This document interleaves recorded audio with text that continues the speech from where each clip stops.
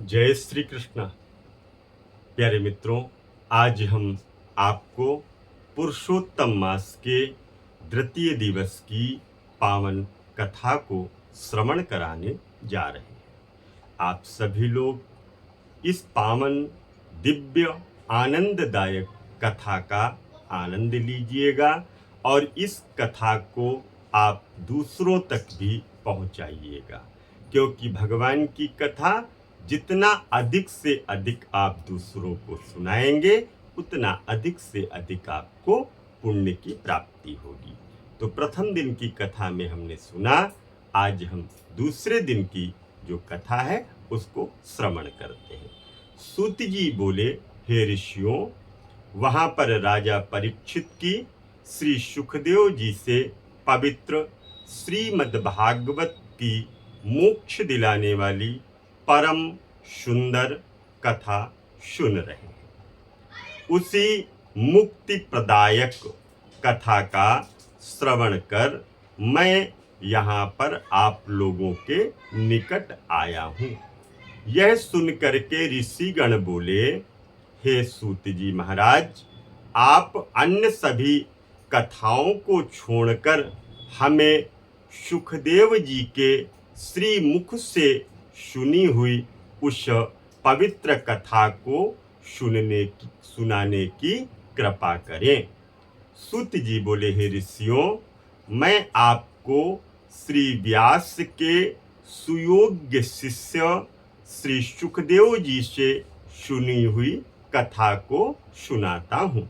आप ध्यान पूर्वक इस कथा का रसास्वादन लीजिए। एक समय देवर्षि नारद जी भगवान नारायण के निवास स्थान पर पहुंचे। नारद जी ने भगवान नारायण को साष्टांग प्रणाम किया, दंडवत किया और दंडवत करने के पश्चात वे देवों के देव नारायण से हाथ जोड़ करके उनकी प्रार्थना करने लगे। हे देवादिदेव, हे जगत के स्वामी, कृपा सिंधु, आप सत्यव्रती हो। आप ही सत्य और सत्य का सार रूप आप ही हैं तथा सत्य से उत्पन्न आप हैं। आपको मेरा नमस्कार है। हे प्रभु, कुटुंब और मोह में फंसे रहने वाले सांसारिक प्राणियों के हित के लिए मुझको कोई ऐसा उपाय बताइए जिससे मेरा यह सांसारिक माया मोह में फंसे हुए प्राणियों का उपकार हो सके। मैं आपके श्रीमुख से श्रवण करने की इच्छा से ब्रह्मलोक से यहाँ आया हूँ। देवर्षि नारद के ऐसे वचनों को सुनकर भगवान विष्णु जी हंस करके संसार को पावन करने वाली पुण्य कथा को करना प्रारंभ किया। नारायण कहते हैं, हे नारद, अब मैं वृंदावन बिहारी पुरुषोत्तम भगवान श्री कृष्ण की पुण्य कथा को सुनाने जा रहा हूँ। मैं तुम्हें भगवान पुरुषोत्तम का अत्यंत अद्भुत महात्म सुनाता हूँ। इसके श्रवण करने से यश, कीर्ति, पुत्र और मोक्ष की प्राप्ति होती है। नारद जी ने कहा कि हे प्रभु, वह तो आपने बड़ी अद्भुत बात कही है। कृपया सविस्तार मुझे इस कथा को श्रवण कराइए। सूत जी ने कहा, हे ऋषिगणों, हे मुनिगणों, नारायण भगवान नारद जी के वचन को सुन करके घड़ी भर मन को एकाग्र करने के लिए तत्पश्चात पुरुषोत्तम देव के विषय में बतलाए गए। उन्होंने बताया कि पुरुषोत्तम नामक एक मास है, पुरुषोत्तम नामक एक महीना है, जिसके स्वामी भगवान पुरुषोत्तम हैं। इनका व्रत करने से पुरुषोत्तम भगवान प्रसन्न होते हैं।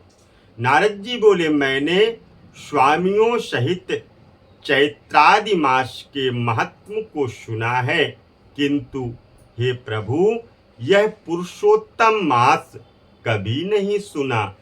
सो कृपा करके मुझको बतलाइए कि पुरुषोत्तम मास क्या है।